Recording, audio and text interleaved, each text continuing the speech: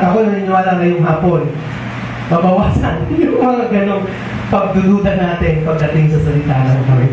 Amen?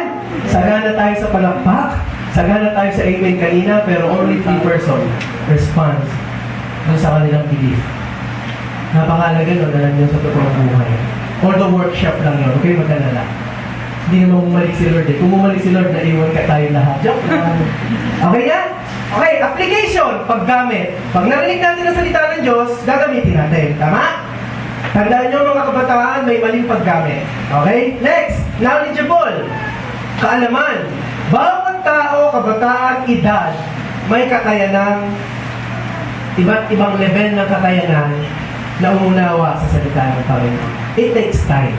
Okay? Lalo na sa mga kids, ha? Pero alam ko, yung hinahasik ng Panginoon sa puso nyo ngayon, you will remember this.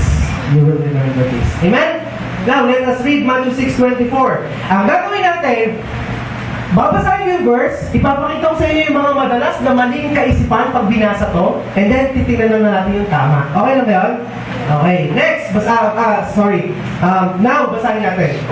Walang alipin makapaglilingkod na sabay sa dalawang Panginoon sapagkat kapupuotan niya ang isa at iibigin ang ikalawa. Paglilingkuran ng tapat ang isa, hahamakin ang ikalawa. Hindi kayo maaaring maglingkod ng sabay sa Diyos at sa kayamanan. Ang sarap basahin, ang linaw eh. No? Tama? Are you ready to believe the word? Are you ready to evaluate kung ang pananiwala natin ay naaayon sa konteksto at gustong sabihin ng Panginoon o tayo rin minsan ay nadadaya ng Diablo para mali ang ating mai-adapt at magawa? Okay na ba yun? Fasten your seatbelt. These are the wrong things. Ito madalas. Pero sa mga bata, hindi nyo pa ito masyadong maiisip. Sa mga youth at saka sa mga adults, alam ko nararanasan nyo ito. Wrong! Pag nabasa yung scripture, ito magiging dating sa kanya. Huwag magpakayaman. Masama yan. Kasalanan yan. Itama natin. Ano ba yung tama? Alam niyo ba? Samahan niyo ako. Ay, anak, ang Bible ko naiwan ni Daddy. Pabot ng Bible.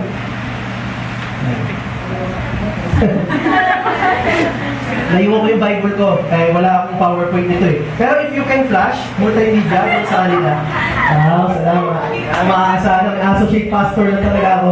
Amen! Go, anak. Thank you. Ninja.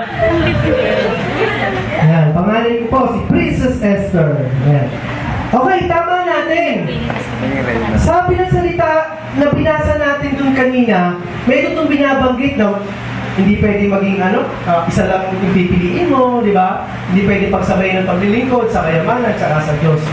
Kaya lang, pag mali po ang pagtanggap ng mga youth, marami ayaw na mag-aral, marami ayaw na magpakayaman, marami nang ayaw na kumita ng maganda. Alam niyo kung bakit? Kasi may mali dun sa natanggap. Pero alam niyo, mabuti ang Panginoon, lahat ng sagot sa kanyang mga salita, matatagpuan sa kanyang mga salita. Basahin natin ang Luke 16:11. Gusto ko pong basahin sa ating lahat. Sabi diyan, kung hindi kayo mapagkakatiwalaan sa mga kayamanan sa sanlibutan ito, sino yung magtitiwala ng tunay na kayamanan sa inyo?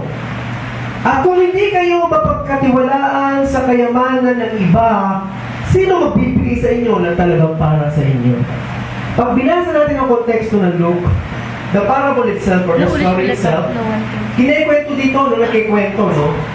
About stewardship. About stewardship. Alam niyo mga youth, pag may regalo ang Panginoon sa inyo, kaya ito'y pera, talento, special na talento, kakayanan, don't hesitate na magpaka-excel at magpakahusay sa larangan na yun, giving God the glory. Ulitin ko kapag naramdaman nyo na excellent kayo sa ganung bagay, o may regalo kayo sa ganung bagay, o tumatanggap kayo ng mga pagpapala, pinansyal, kung ano man, please, huwag pigilan ang sarili na magpakahusay. Gamitin ito para sa kalwalatian ng Diyos. Agree ba kayo doon? So, pwede ko bang alisin na sa isip nyo na ang pagpapayaman o pagkita ng maganda sa isang trabaho ay hindi kasalanan? Tama ko na. Mga youth, hindi kasalanan ang umasenso at sumagana. Tandaan niyo yan. Hindi masama ang magpakasagana. Basta ang salita ng Diyos ang magiging gabayan at tagabantay sa mga bagay na ginagawa natin. Amen? Amen. Next, maging satisfied tayo kung ano meron lang. Kasi nabasa daw nito sa Matthew chapter 6. Nakalagay doon, no? Mag-content tayo, ganyan. Ikaw talaga. Pigilan mo na yan, kasalanan yan. Maging satisfied tayo kung ano lang meron. Alam nyo, tama. Tama to. Maging satisfied tayo kung ano ang meron kung wala nang pinagagawa ang Panginoon sa atin. Pero pag may pinagagawa ang Panginoon, ano sabi ng 1 Timothy 4:14? Gusto kong basahin ulit. 1 Timothy 4:14 para sa mga youth. Sabi dito ang linaw. Huwag mong pababayaan ang ipinagkaloob sa iyo ng Espiritu Santo ayon sa ininuna ng ipatong sa iyo na matatanda sa iglesia ang kanilang kamay. Paul is talking heart to heart sa kanyang disciple na si Timoteo. Sabi niya, alam mo Timothy, huwag mong kailanman pababayaan yan. Kasi nakita na ni Paul, yung disciple kay Timothy, na bata pa lang siya, but he has the talents. He has the abilities. He has the knowledge para magpastor o para mag-share ng Ebanghelyo. Alam niyo mga kabataan, kapag naramdaman niyo ito, kapag alam mo sa sarili mo na may maganda kang bagay na kaya gawin, may mga mabuti kang bagay na kaya pag-usayan, please do it. Excellent. Excellent. Amen? Amen. Ito pa isa. Nung binasa yung scripture, money is the root of all evil. Greedy spirit yan, kapatid. Mga kapatid, itama natin. Ang sabi ng 1 Timothy 6:10, the love of money is the root of all evil. So, ikakat ko ito. Ibig sabihin, ang pera, ang pera, hindi siya pinagmumulan ng kasalanan. Hindi totoo yun.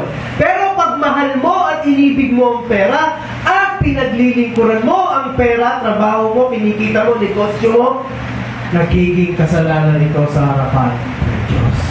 Pero kung ang pera ay ginagamit mo lang kasangkapan para maluwalhati ang Diyos at makagawa ka sa kaharian ng Diyos, tiyak ako, tama ang pangunawa at paggamit natin ng Matthew chapter 6, 24 to 25. Amen? Amen. Money changes a person.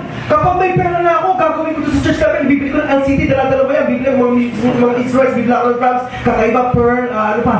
Bibili ako ng ano yung keyboard na maganda? Yamaha na keyboard, yung tatlong stand, yung tatlong layer. Tapos, nung nagkapera na, nung nagkatrabaho na, nung nakapag-abroad na, may hindi naaalala yung church. Ang tagal nagpagal ng mga leaders, ang tagal nagpaalala ng mga manggagawang pastor. Subalit nung pinagpala na, hindi na nakaalala. Alam nyo, mga kabataan, kailanman ang pera hindi nagbabago ng tao. Ang pera nagpapakita lamang ng tunay na pagkatao. Tandaan niyo yun.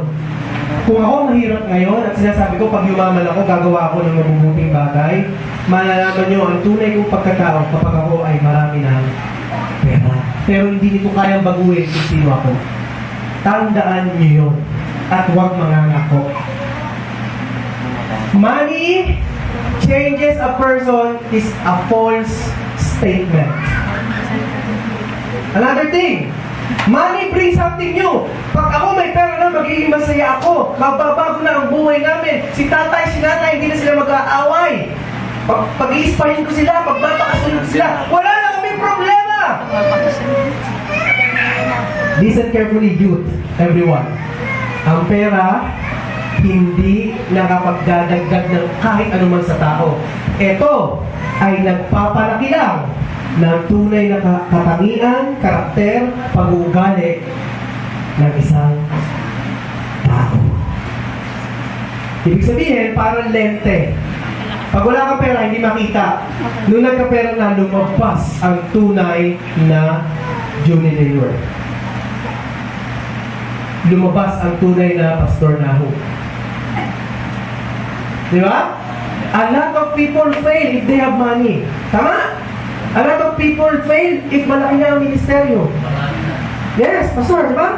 A lot of people, nadadaya sila kapag ka nandiyan na ang mga pagpapala. Kasi bakit? Hindi talaga sila binabago ng pera. Inilalabas lang ng pera ang tunay nilang pagkatao. Kaya, ang paggamit ng salita ng Diyos ay isang bagay na napakasagrado, mapagpala, napakapuno-puno ng karunungan, at sana nawa, tama tayo sa paggamit nito. Amen? Wrong theology will lead us to wrong application. So sabi dyan, saan daw nanggaling yung mga idea doon sa wrong? Hindi ko naman sagot, baka sinabi lang sa atin. Tanda-tanda ko noon, nung wala pa ako sa financial world, laging sinasabi sa akin, huwag kang mangarap na mataas. Hindi mangyayari yan. Kung ako naniwala doon sa nagsabi na yon, hindi po magiging ganito ang ministeryo ng Panginoon sa ating buhay. Kasi munti ka na ako maniwala doon eh. Na huwag na akong mangarap, babalik na ang Panginoon, malapit na, huwag na akong mag-aral, rapture na. Kaya ngayon, isa tayong sa tinatapangan natin na itama yung mga maling theology na na-adapt natin. No? Mga kabataan, pag may regalo ka, pag may talino ka, pag may mabubuti kang bagay na kayang gawin mo para maging masaya ang Panginoon at maluwalhati. Itodo mo. Hanggang makadamay ka ng maraming anak ng Panginoon. Amen? Okay. Doon sa kabila, tingnan nyo doon sa kabila, sino naman nagsabi? Si Lord Jesus. Disciple ni Lord. At tungkol naman sa pera, alam nyo ba? 57 scriptures sa Bible ang meron tungkol sa stewardship at pera. Kaya kayo naman sa inyong buhay, magsikap, mangarap, at itodo para sa kalwalatian ng Panginoon. That's number 1, kingdom living. At ito na yan, summarize natin. Kingdom living number 1, lesson number 1 is, pakibasa, management or vital. yun, okay. Sa kaharian pala ng Diyos, ang pera, ang paggamit ng anumang bagay, pera, blessing, pamamahala dito ay napakahalaga. Okay? Kaya mga youth, yung mga baon nyo, yung mga binibigay na nanay nyo, pinaghihirapan nila, pinagpapakuran, pinag-ootihan, nilipas sa ng gutom para mapagbawal ng 50 pesos, 20 pesos, 100 pesos. Tandaan nyo ito kapag ginagamit nyo ito sa walang kapararakang bagay. Ano sabi dyan? Pinalulungkot mo ang Panginoon sa ginawa niyang pagpapala sa iyo. Sapagkat sa kaharian ng Diyos, ang paghawak at paggamit ng pananalapi o regalo ay isang bagay na napakahalaga. Kaya yung mga nagdodota, nagpupustahan, inaabot, makikiraan ako sa inyo, hindi ako galit dyan. Pero sana naman, isang araw sa ating buhay, maisip natin na yung ating inaaksayang oras doon, ipag-LOL na lang natin, ipag-one another na lang natin na gawain, o kaya ibigay na lang natin sa church, o kaya ipunin nyo na lang para sa youth camp, mas marami pa kaluluwa ang mga pinala sa Panginoon. Amen? Eh kuya, hindi ko mapigilan. O sige, maglaro at least 1 hour per week. Tama na yun. Pero pagka na-engage na kayo sa pustahan, emosyon, nakakalit na kayo sa mga karakter, nag-examine na kayo, nauubos na oras hindi kayo nag-aaral dahil nag-dota tayo o may ginagawa tayo hindi nag-dota, anything! Mga youth, please, alalanin mo ang sinasabi ng Panginoon ngayong araw. Money management, money stewardship is crucial. Okay? Now, ano yun? Earn more to grow more and grow more to give more. Sabihin nyo nga ito. Earn more, grow more, and grow more, give more. Wow, ang sarap. Kumita ng marami, lumago at matuto sa kinikita ng hindi para mag-enjoy sa sarili. Ano sabi dyan? Na mas maraming magawa at makapagbigay. Amen? Amen. Alam nyo, kapag tayo ay may tinatanggap, napakadali natin may ibigay. Pero kahit turo ka ng turo, magbigay tayo. Tulad kanina, medyo nalungkot ako, dapat ko lang nagbigay ng buhay nila. Sagana tayo sa palakpak. Oh, believe, better, give. Pero joke lang yun, inaano mo lang kayo, mga youth. Workshop lang yun, baka naman seryoso yun, magalit na kayo, no? Pero alam ko sa puso nyo kung alam ano ibig yung sabihin kanina. Na? Sana nawa, kaya nyo ginagawa ang mga bagay-bagay para marami kayong madamay. Amen? Sana kaya kayo nagsisikap para marami kayong idamay. Una na doon, mahal nyo sa buhay. Amen? Pangalawa doon, kung hindi kalimutan ng inyong church at ang inyong pastor, of course. Pangatlo, komunidad. Amen? Mga youth, huwag kayong mapigilan na maharap ng mga magaganda at mahuhusay na bagay, lalong natigit para sa gawain ng Panginoon. Sabi dito, when we earn money, it's not the money that is important. Hindi yung mahalaga yung pera. Ang mahalaga, kung anong klaseng tao ka, yung nahubog sa'yo, nung ikay tumatanggap na ng pagpapala. Diba, pag nasa church, pag wala pang trabaho, aktibo sa prayer meeting. Pag nagkatrabaho na, OT, hindi na makita sa prayer meeting. Nangyayari na ba yan? Nung wala pang gawain, naghahanap ng gawain. Nananalangin, Panginoon, bigyan mo lang talaga ako talaga ng blessing. Gagawin ko talaga to. Nung pinagpala na, hindi na makagilap eh. Sana mga youth, nawa po, no? Nawa. Ang mahalaga sa atin, hindi yung tinatanggap natin. Ang mahalaga sa atin yung proseso sa pagtanggap natin. Amen? And lastly, sa Kingdom Living number 1, gusto ng Diyos na mahalin natin siya ng todo-todo at gamitin lamang ang pera para paglingkuran siya ng todo-todo. Having more money, especially in the ministry, helps us to do more for God's glory. Huwag na huwag darating sa inyong buhay na kaya kayo nagpapakapagod, kaya kayo nagsisikap, kaya kayo nangangarap, ay parang sa sarili lang. Sana nawa, isang beses, isama nyo hanggat maaari ang pwede nyo isama sa mga bagay na gusto nyo gawin ng Diyos sa inyong buhay. Kaya pag-usayan talaga mga kabataan. Sa kaharian ng Diyos, tuwang-tuwa ang Panginoon kapag kayo ay napagkakatiwalaan ng may kausayan. Amen? Lahat kayo naniniwala na ako ay katiwala ng Panginoon at magiging mahusay sa Kanya, pumalakpak sa Panginoon.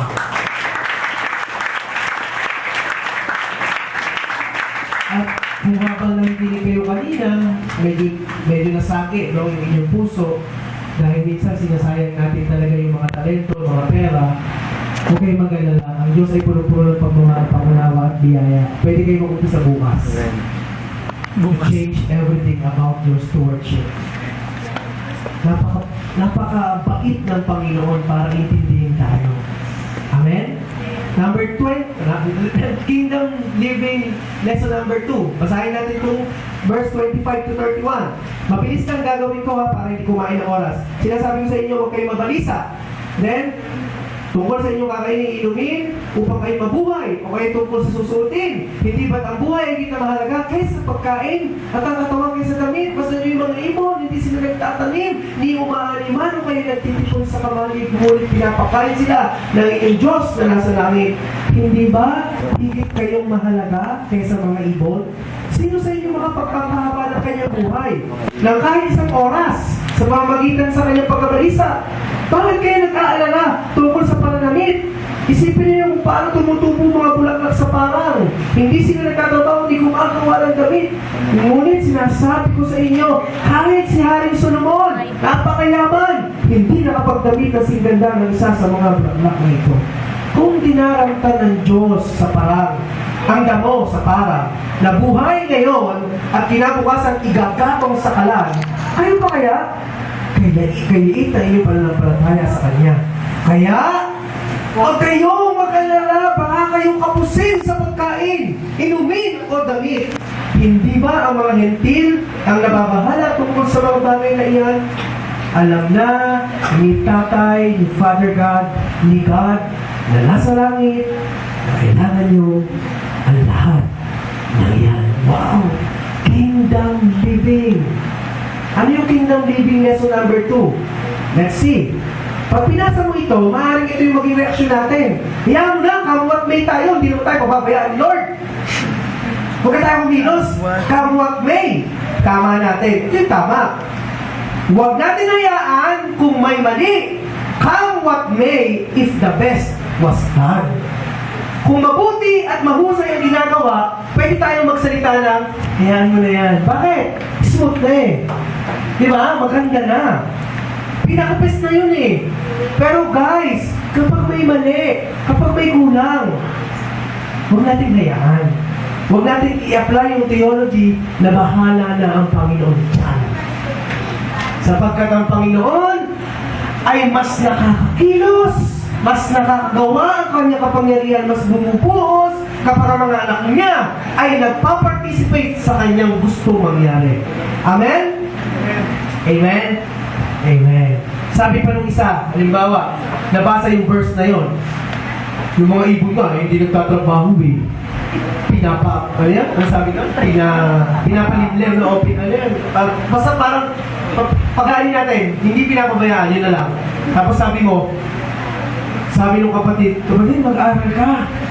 Magtapos ka ng high school, tapos mag-college ka. Hindi ko na yung kailangan. Yung mga ibon na, hindi pinababayaan eh. Ako pa! Ako pa! Kuya, anak ako ng Diyos. Kahit ako mag-aaral, mabubuhay ako. Magkakatrabaho ako maganda kahit ako nag-aaral mabuti. Ako pa! Matthew chapter 6, 33, 34. 20, ano? Ano yun? 25 to 31. Basahin mo yan, kuya. Pastor, basahin mo yan. Hindi ako kailan makababayaan. Tama. Tama po yun. Pero itama natin ang konteksto, mga youth. Sabi dyan, huwag mag-alala, ayaw mo naman magbago at gumawa. Sabi, mag-alala pa rin tayo. Mag-alala tayo kapag wala tayong ginagawa o binabago, and yet, nag-expect tayo ng kagila-gilalas na resulta. Parang ganito lang yan, magbigay tayong sample. Gusto niyo ba yung church maipataas? Up and down? Or mas lumaki to? Building. Building? Gusto niyo yun? Yes. God's promise, anong tawag doon? Christian Center? Gusto niyo magkakotoo? Tama? Yes. Amen? Yes. Magkakaroon kayo ng center? Yes. Amen? Yes. O, anong gagawin natin? Let us give our best shot. Tama? Ang hirap ng ganito. Sino naniniwala? Magkaka-Christian Center. Pumalakpak kanina. Tumaas ang kamay. Tapos sinabi ko na, sige, go to the front. Wala na pumunta. Tatatlo lang. Baka mamaya, ganun din yung center na yan. Sabi siya, guys, magpapatayo tayo ng God's Christian Promise Center. And I want you to give your best shot. Every week, ito yung gagawin natin. Every other day, ito yung ating sistema. Tuwing Sunday, ito gusto ko yung makita na ganito. Kasi pabibilisin natin makapapatayo ng Christian Center. Wow! Believe lahat! Pero nung ilalagay na yung trust, mahirap yan. Tsaka, ako nga, walang pera, ibibigay ko. Talaga si Pastor. May magbibigay naman dyan mas may kaya. Itago mo, magkadotan mo na ako dito. Alam mo po, isa-set na yun. Tapos nakita-kita na naman sa service. Nag-encourage na naman yung leader, no? Magkakaroon tayo ng center. Para naman, believing natin, believing. Pero nung inilalagay na ang pagtitiwala sa kamay ng Diyos, mga duwag na at takot na. Lalo pa kaya yung pananampalataya. Ay, ang pananampalataya, yun ang pagtetesting kung paano ka mag-react sa inakbangan mong pagtitiwala. Nung nagbigay ka na sa God's Christian Church, kaya hindi mo pa nakikita, wala pa rin tiles, wala pa rin buhangin, pampabuilding, at ganoon, sabi, magpapatay ng building, ubus na yung binibigay ka, wala pa rin kahit pundasyon lang. That's faith. That's faith. Believing na hindi mo pa nakikita. Kasi alam mo, magkakaroon ka ng center. Alam mo, sisimba ka sa isang center. That is the right application of the word. Alam niyo, pag ganon, mabilis nyo maipatatayo ang center. Pero pag yung katulad kanina, nakapalakpak lang, wala nang pumupunta. mangyayari pala yun, tatagalan na. Then, bahala kayo kung gusto nyo tutuhanin ang biro ni Kuya Pastor, but alam nyo, mas magiging masaya ang Panginoon kapag tama ang ating pangunawa. Amen? Ano pa yan? Tingnan nyo ha. Born again na tayo. Hindi na tayo dapat nag-aalala sa mga bagay-bagay. Alam nyo, pag ganito ang prinsipyo ng mga leaders o mga church members, walang mangyayari at yun pa rin. Salamat dahil ang God's Promise Church, linggo-linggo, balita ko sa mga leaders nyo, every other day, may ginagawa kayo sa kanila ng Panginoon. Alam nyo ang tawag doon? Maraming gagawin at makikita kayo ng mga bagay na hindi nyo pa nakikita dahil gumagawa kayo sa Panginoon. Sabi dito, sa kaharian ng Panginoon, walang paawa effect. No? Pangit ang nagpapaawa effect. Sabi ko nga kanina, magpakahusay sa ginagawa. Amen? Ano pa? Matutunan natin paghandaan at tanggapin ang mga pagbabago. Paki-approve at gabayan niyo po ako, Panginoon, sa aking mga gagawin. Tingnan niyo ha, tanggalin natin itong practice na to. Bahala ka na, God. It's wrong. Kasi unang-unang tinayan ng Diyos ang kanyang hinga, ang kanyang buhay, ang kanyang butong na anak. Isinubo niya ang Espiritu Santo. And then ibabalik mo ulit sa kanya, bahala ka na God. Kaya ka nga niya pinaganda, pinagwapo, pinatalino. Kaya kanya nga pinag-aral. Kaya ka nga niya pinag-aaral. Kaya kanya nga pinagka-college. Kaya ka nga niya inilagay sa God's Promise Church. Why? Because He believes on you. Amen. Trust you. Amen. He has the faith na yung bagay na inumpisahan niya, na tatapusin niya, ay magiging parte ka. Amen. Amen. Amen. So ano tama? Pagka sa halip na bahala na God. Ito yung tama. Magpaplano tayo base sa ating kakayanan. Tapos ito po yung huling sabihin natin. Lord, paki-approve po ang mga plano na ito. Lord, paki-approve po ang pag-aaral ko, ang thesis ko. Lord, paki-approve ang tuition fee ng aking mga magulang na pinoproblema. I need it, Lord, para makita ang sarili ko makapag-aral. Lord, paki-approve po ang aking gagawin. Sa pagsasalita ko niyo, maihipo si nanay, papatawarin niya si tatay. Hindi pa hindi ganito. Nagsimba ka. Tapos sabi mo, Lord, niligtas ko naman ako. Naniwala na ako sa'yo. I believe you. I trust you. I have the faith. Wala ka na, Lord. Pagpatiin mo sila tatay. Kaya kasi, di ba, ginawa ko na yung part ko. Ayaw nila maniwala. Bahala ka na po, God. May God pa no? Bahala ka na, God. Alam niyo, youth, mali. Kasi, si God, pag nakita niya yung anak niya, tay, paki-approve po itong mga plano ko sa pamilya ko, sa sarili ko, sa buhay ko. And then, Lord, pag-approve po, pakituruan niyo po ako ng gagawin. And then, bubuksan niya yung isip mo. Magpapadala siya ng tao, pangyayari, gawain. Para yung salita niya, sumagot dun sa mga prayer request mo. Ganun po si God. Hindi tayo pwedeng mag-YouTube tayo! Bahala na! Buhay ang Diyos natin! Bahala na! Basta kayo pumunta kayo sa church! Bahala na! Okay lang yun. Mga yun, okay lang yun.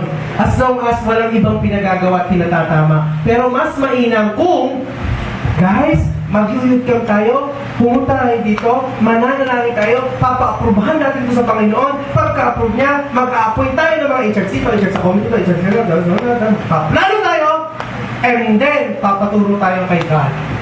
And then, mararamdaman nyo, pupuspos kayo dun, may mga leader na tatayo dyan, sige po, ganito, ito po, makakagos po tayo dito, ito po, ang raise po natin.